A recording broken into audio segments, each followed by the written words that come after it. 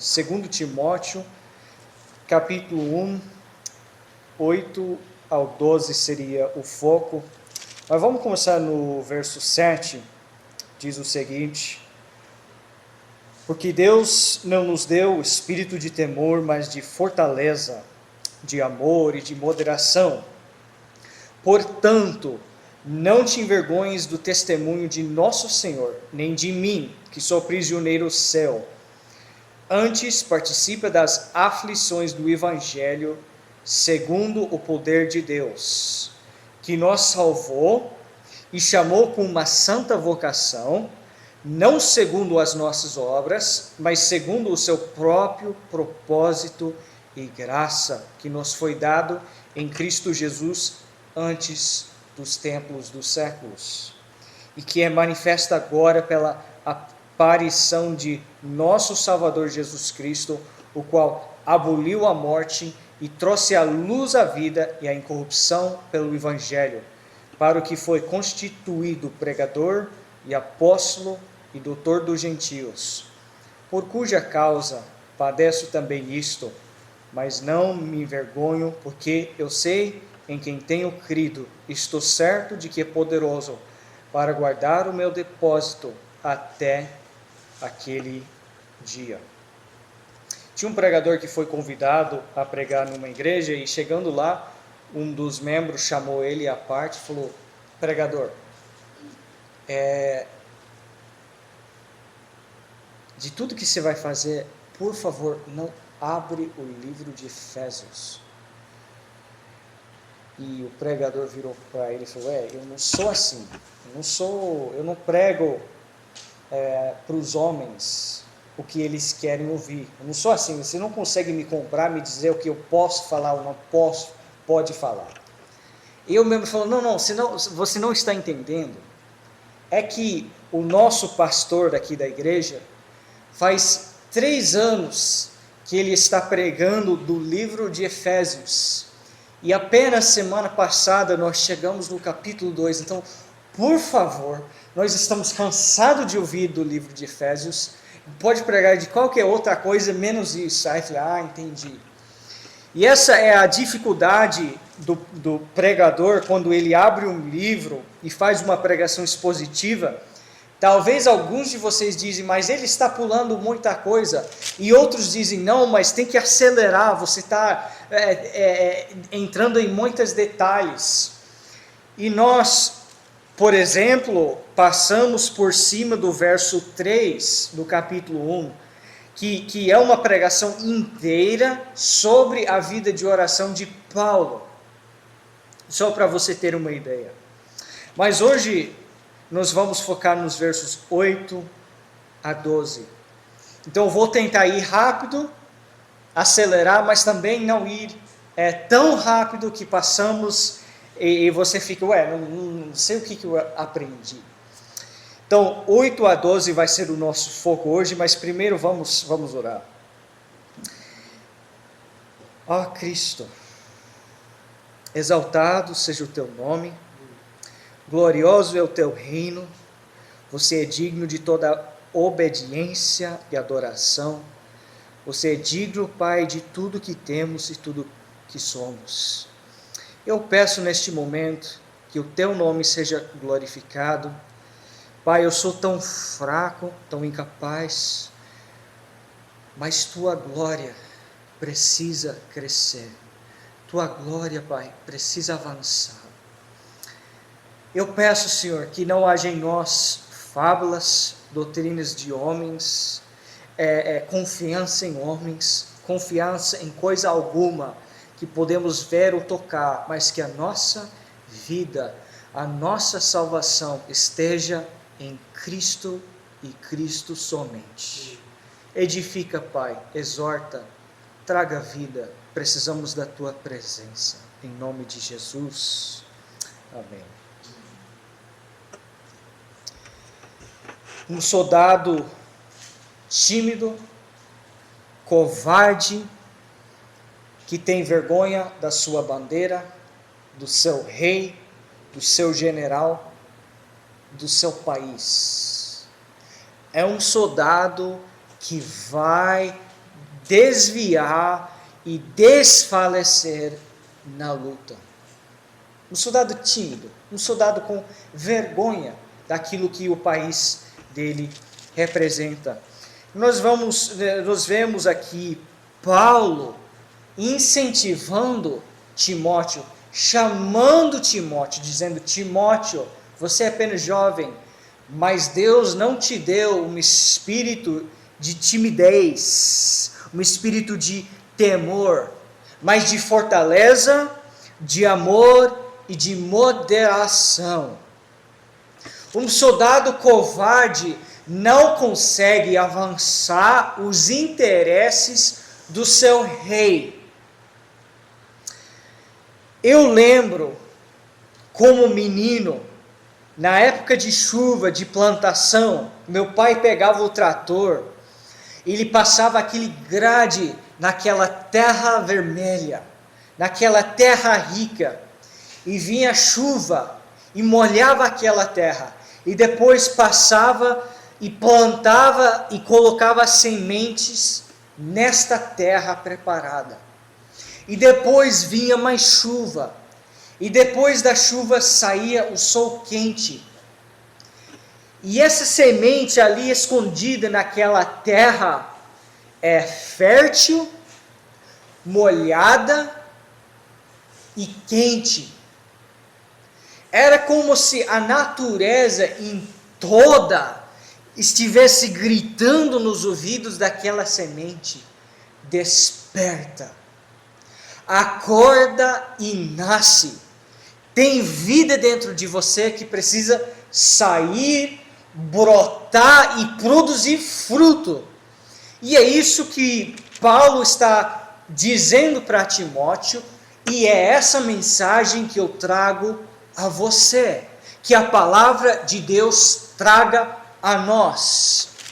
Era como se o Espírito Santo, a palavra de Deus, o próprio Filho, os elementos espirituais de Deus estivessem dizendo a nós, eu e você: desperta, cresce, amadurece e produz fruto.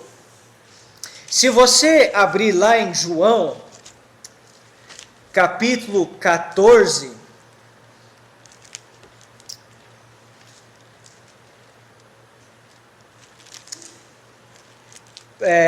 se começamos no capítulo 14, verso 12, Jesus disse: na verdade vos digo, que aquele que crê em mim também fará as obras que eu faço, e as fará maiores do que estas, porque eu vou para o Pai.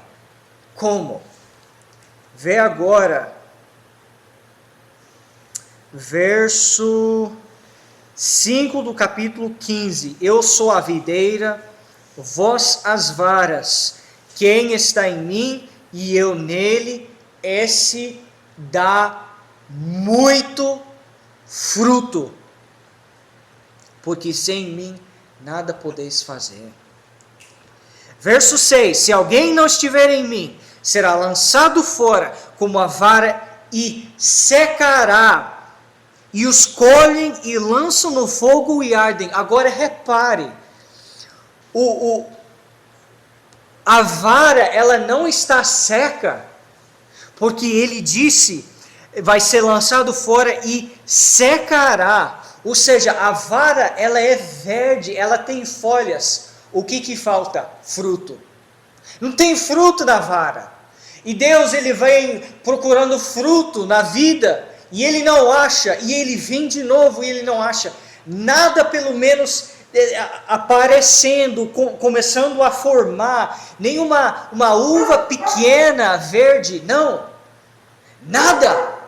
Então esse vara verde, ele tira e ele corta e seca e lança no fogo.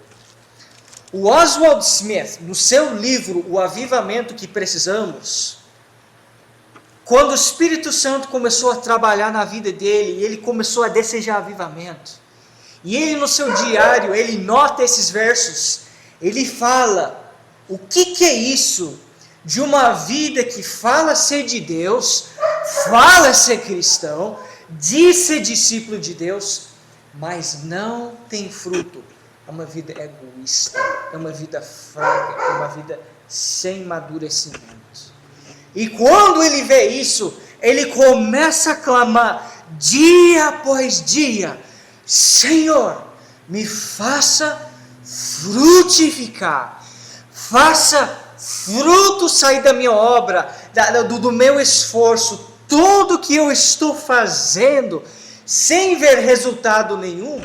Isso não é normal no reino de Deus. Segundo as palavras de Cristo, é Cristo que falou. Ele vem esperando fruto. Cadê fruto? E você pergunta: que tipo de fruta? Será que eu preciso ganhar 1000 almas? Repare nos 2 trechos que nós lemos, João 14, 12, o próximo versículo, ele fala: e tudo quanto pedides em meu nome, eu o farei, para que o Pai seja glorificado no Filho. Agora o próximo texto que nós lemos, verso 7, se vós estiverdes em mim, e as minhas palavras estiverdes em vós, pedireis tudo o que quiserdes, e vós será feito. Nisto é glorificado meu Pai, que deis muito fruto, e assim sereis meus discípulos. Os 2 textos que nós lemos, ele sempre menciona oração. Você pedindo e você recebendo. Pedindo e recebendo. Uma forma de você frutificar para Deus é orar pela fé, com fervor, e receber o que você pediu. Nisto é glorificado o Pai. Na sua vida de oração. Eu sou mãe, eu tenho filhas, eu tenho trabalho. Dedique um tempo para a oração. Pegar um caso só, não precisa ser 100, um caso só, e dedicar-se apenas a esse caso. Desperta, igual aquela semente, começa a brotar, começa a sair, desperte. Essa é a mensagem de Paulo a Timóteo. Verso 8, ele fala: portanto, não te envergonhes do testemunho de nosso Senhor.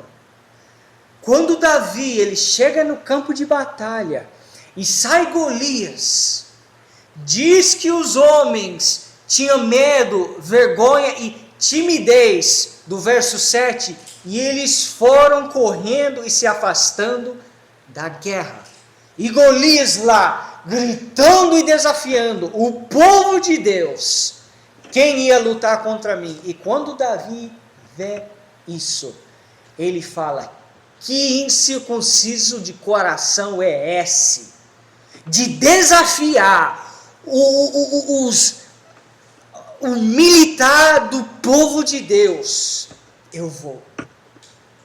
Esse é o espírito de Davi, um espírito aí de fortaleza, de amor e de moderação. Ele era apenas jovem, como Timóteo. Um jovem. Mas ele foi e matou Golias.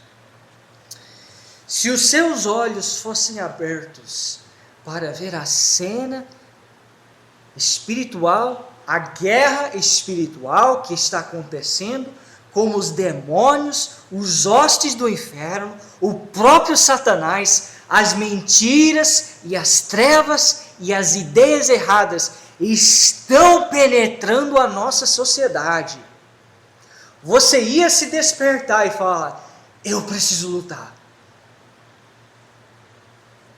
Se fosse ver um Golias incircunciso, qual seria a sua resposta? Eu preciso lutar. Como ele diz no capítulo 2, tu, pois, sofre as aflições como bom soldado de Jesus Cristo. Isso aqui, esse livro aqui, essa passagem aqui, Timóteo, Paulo está aqui convocando Timóteo à guerra, à luta. E ele fala aqui, no verso 8, primeiro ponto: não tenha vergonha do testemunho de Cristo.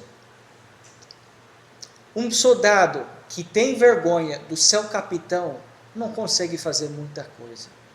Pedro disse: Senhor, eu vou. Eu vou negar. Não vou negar o Senhor, não. Até a morte eu vou contigo. Aí vem a menina lá: você é dele, não é? Não, não sou. E ele negou. Teve vergonha de Cristo. Não quis se identificar com a morte de Cristo. E por isso ele nega. Ele não estava disposto a participar das aflições do Evangelho. E ele então nega. Cristo, ele é claro em Lucas capítulo 9, verso 26.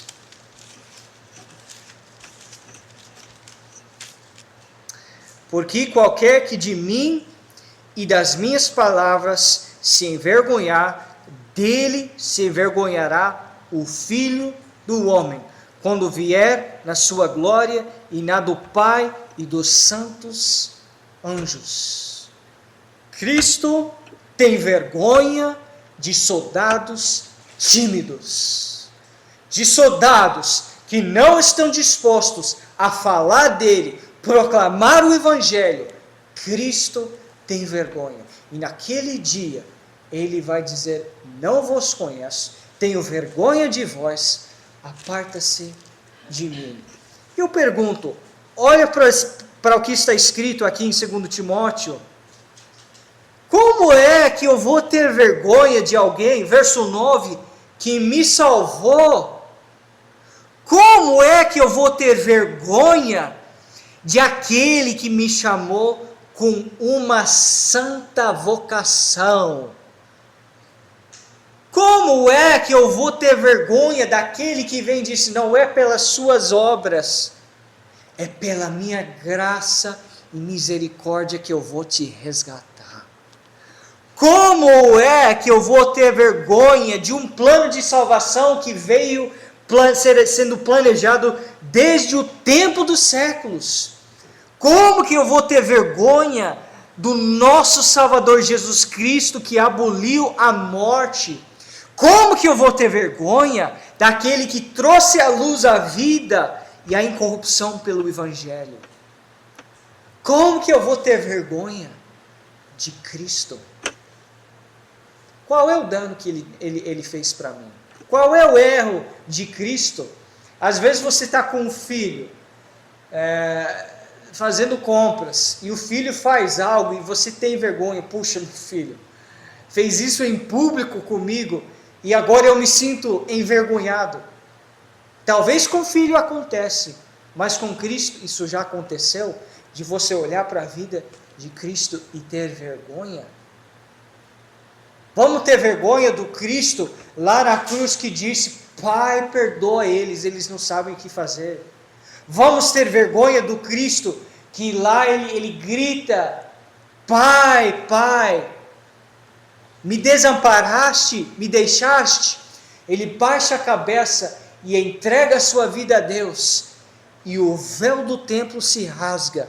Então agora nós temos acesso no Santo dos Santos. Vamos ter vergonha disso, irmãos?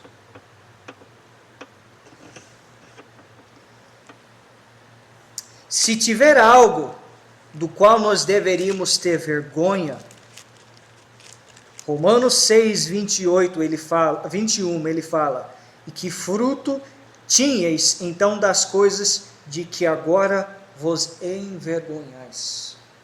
Tenha vergonha do seu passado, tenha vergonha do seu pecado, tenha vergonha da sua carnalidade, tenha vergonha do seu mundanismo, mas não tenha vergonha do seu Salvador. Não tenha. Portanto, não te envergonhes do testemunho de nosso Senhor, nem de mim, que sou prisioneiro seu. Antes, participe das aflições do Evangelho. Não é qualquer aflição. O ímpio perde emprego. O ímpio perde seus entes queridos. O ímpio perde sua mãe, seu pai. O ímpio tem contas para pagar também. O ímpio tem suas dificuldades. Mas o ímpio não precisa participar das aflições do Evangelho. Você, como soldado, tem que participar. Aqui ele não está falando de uma dificuldade comum, de uma dificuldade, ora por mim, pela minha saúde, porque eu comi muito açúcar, agora estou com diabetes. Não, nada disso. A ora pela minha situação de emprego, está difícil. Podemos orar sim, mas isso não é uma aflição que só pertence aos seguidores de Cristo. É uma aflição que todos enfrentam. Está difícil aqui pagar as contas.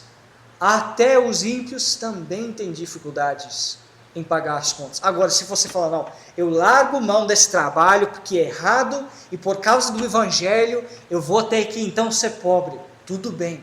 Agora você participou das aflições do Evangelho. Vê comigo, por exemplo, no verso 15 desse mesmo capítulo, algumas aflições que Paulo ele está passando por causa do Evangelho. Presta atenção. Verso 15: bem sabes isto, que os que estão na Ásia, todos se apartaram de mim, entre os quais foram Figélio e Hermógenes. Vê capítulo 2, verso 9: por isso sofro trabalhos e até prisões, como um malfeitor. Mas a palavra de Deus não está preso. Paulo, você está preso? O que você fez? Roubou algo? Matou alguém? Foi desonesto? Eu preguei o Evangelho. Eu amei a Cristo, foi isso o meu crime. Esse é o meu crime, amar a Cristo. Ser um soldado de Cristo. Veja capítulo 3, verso 10 a 11. Perseguições e aflições, tais quais me aconteceram em Antioquia, em Icônio, em Listra. Quantas perseguições sofri, e o Senhor de todas me livrou. E também todos os que piamente querem viver em Cristo Jesus padecerão perseguições. Capítulo 4, verso 10. Porque Demas me desamparou, amando o presente século, e foi para Tessalônica. Paulo está preso, pessoas estão abandonando ele provavelmente tem marcas no seu corpo por causa dos apedrejamentos que ele sofria, dos açoites que ele sofria. Talvez mancava, a costa tudo cortada, a sua visão ruim, por causa das aflições do Evangelho. E nós vamos reclamar de quê? Nós temos tudo. Quem aqui já foi preso por causa do Evangelho? Quem aqui já foi preso por causa do Evangelho? Nossa vida, nossa aflição, ela é tão leve, tão simples, tão barata em comparação com o que Paulo sofria aqui. Ele diz, todos em Ásia, a missão dele, onde ele mais semeou, todos me abandonaram, todos se foram, não tem mais contato comigo. Eles não querem participar das aflições do qual eu participo. Participa das aflições do Evangelho, agora presta atenção, segundo o poder de Deus. O cristianismo é uma religião, é uma vida de poder. Você precisa de poder. Abre lá o seu celular, vê lá o histórico de quantas pregações você assiste, quantos podcasts, informação legal que você assistiu, quanta coisa você já colheu, já memorizou, já está guardado aqui na sua cabeça. Não é conhecimento que a nossa geração precisa, já está farto de muito conhecimento. O que ela precisa é poder. O que Jesus diz? Esperar em Jerusalém e recebereis conhecimento do alto, teologia do alto, arqueologia do alto, recebereis poder dos altos céus. Se está me ouvindo, escute isso. Está aqui em 1 Coríntios 4:20. Você está ouvindo? Você está prestando atenção? 1 Coríntios 4:20. Porque o reino de Deus não consiste em palavras, mas em poder. Encerrou o assunto. O reino de Deus consiste em poder. Eu não estou falando de você virar um super-homem aqui, voar pela casa, varrer o teto, limpar. Não. Estou falando de um poder que dá a você o poder de vencer a tentação, vencer o mundanismo, vencer as trevas. Estávamos comentando com o Senhor ontem, mas tem tanta gente preso em vícios, em pecados dos quais elas não conseguem se libertar. E o poder de Deus vem, o poder do reino vem e liberta essa pessoa, para ela andar em novidade de vida, segundo o Espírito Santo. Este é o poder. Este é o poder. Mas ela pode ser todo o conhecimento. Ela pode entender as químicas das várias drogas que ela toma. Ela pode saber todos os sintomas, todos os efeitos. Ela pode saber de onde veio, como foi feito, como foi criado. Ela pode saber de tudo o mal que aquele droga, aquele vício faz na vida dela. Mas isso não livra ela. Somente o poder de Deus para, de fato, entrar e transformar. Isso não somente pertence aos vícios, pertence a todo tipo de pecado. Eu posso saber que a pornografia ela é errada. Eu posso saber quanto dano está fazendo para a minha mente. Eu posso saber tanta coisa. Mas eu preciso de poder para então vencer isso. Ele fala que participe das aflições do Evangelho segundo o poder de Deus. O poder de Deus. O poder de Deus. E sabe, meus irmãos, eu preciso confessar, eu estou cansado de teologias, estudos, hebraico, grego, arqueologia. Eu não estou contra isso, mas eu estou cansado e farto disso. De falar, de aprender, de ler, mas sem poder, sem transformação, sem um zelo, sem aquele amor inicial, aquele primeiro amor ardendo no meu coração. O que adianta o resto se eu não tiver isso? Se o Espírito Santo não estiver me inflamando, me incentivando e me guiando e trazendo essas forças divinas na minha vida, o que adianta o meu estudo, o meu conhecimento, o grego, o hebraico, todas as apologéticas? O Charles Finney, ele fala, pode trazer toda a sua apologia, todas as suas evidências, mas isso só endurece o pecador. Espere um momento em que ele for convicto de todos os seus pecados e todas as barreiras e desculpas que ele criou, sai de vez. Ele então cai, abre os olhos e fala, de fato, eu sou um pecador. E todos os seus argumentos, todo aquele apologético que você trouxe, aquele ensinamento, conhecimento, nada vale. Fui convicto pelo Espírito Santo. É isso que nos falta. Um poder para vencer essas aflições. Vê aqui a lâmpada. O fio está aqui. Mas é somente quando você liga, somente quando aquela energia passa pelo fio, que então você tem luz. Se não tiver energia, pode ter os fios, pode ter a lâmpada, tudo possa estar pronto, mas nada faz, não faz nada.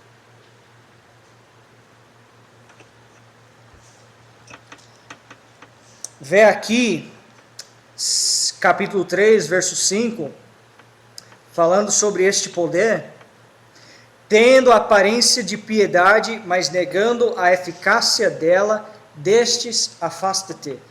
Essa palavra eficácia é a mesma dessa palavra fortaleza no verso 7, que é a dinamas, de onde vem a nossa palavra dinamite, poder. Na Bíblia em inglês fala assim, porque Deus não nos deu espírito de temor, mas de poder. Fala assim também, no verso 3, capítulo 3, verso 5. Tendo aparência de piedade, mas negando o poder dela. Tem uma aparência de piedade, mas não tem poder. E recebereis poder do alto. Você quer esse poder?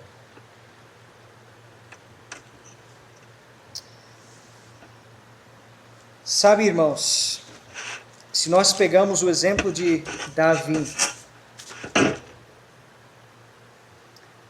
todos aqueles soldados tímidos não estavam dispostos a tomar um risco, não estavam dispostos, não tinham a fé para ir contra esse Golias, e um jovem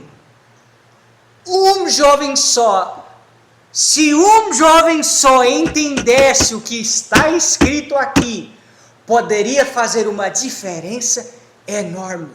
Davi entendeu. Davi teve fé. Davi estava disposto a passar pelas aflições.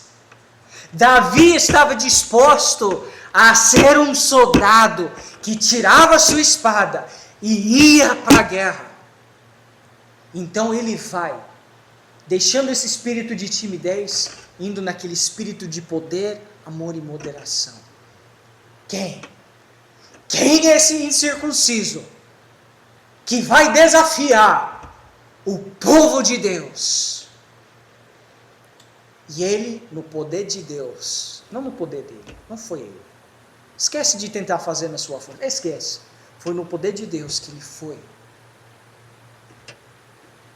Derruba Golias, mas não apenas Golias, todos os filisteus também, todos fugindo. Um jovem só, eu não estou falando de 2, 3, 100, um jovem só. Se um jovem entendesse isso aqui, hoje, agora, poderia fazer uma diferença enorme. Paulo, a última carta que ele deixa é para um jovem. Não tem idoso aqui não. Vocês são todos jovens, eu sou jovem. Recebe essa palavra. Entende o que está escrito aqui. Deixa entrar na sua vida e brotar com fé. Seja fervoroso. Toma o seu ânimo. Vai para a guerra. Vai para a luta. Sem um espírito de timidez. Um soldado tímido, covarde, não consegue fazer muita coisa. Vamos nesse poder, no poder do nosso Deus. Vamos nesse poder. Está disponível para nós. Vamos orar.